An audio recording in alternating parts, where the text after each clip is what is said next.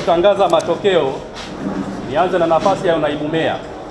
Ndugu Seleman Ayubu Kaniki alipata kura 7. Ndugu Sayeda Komaire Rizwanal alipata kura 16 na ndugu John Rioba Mrema alipata kura 29. Kwa nafasi ya unaibu aliyoongoza kwa kura zaidi ya nusu kama kanuni zinavyotutaka na miongozo alikuwa ni ndugu John Rioba Mrema. Katika nafasi ya umea idadi ya kura zilizopigwa ilikuwa ni 52 na matokeo yalikuwa kama ifuatavyo. Ndugu Robert Joseph Manangwa alipata kura 21, ndugu Nurdin Bilal Juma alipata kura 25.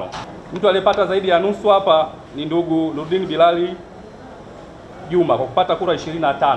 Niwaambie tu wana Dar es Salaam, jiji limekamatwa na kijana Nurdin Bilal Ali Juma ama mstahiki meya inshallah, na mimi tutaenda kuunga mkono juhudi zinazofanywa kwanza na serikali. Jiji hili ni kubwa na ndio jiji linaloongoza kwa mapato.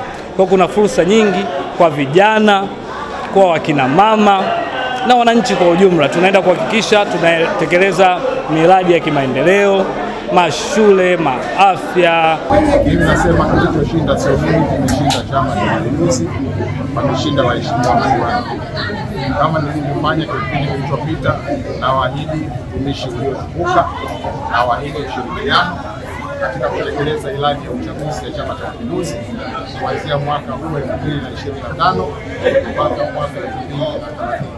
Moja ya chaguzi za kidemokrasia nilizowahi kushuhudia kwa macho yangu kwa umri wangu, leo nimeshuhudia hapa.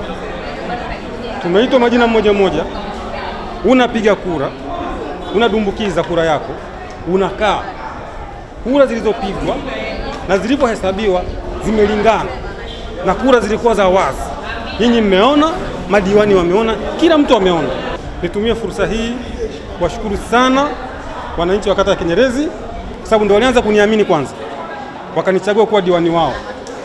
Hiyo ikanipa tiketi, fursa ya mimi kugombea nafasi ya unaibu meya.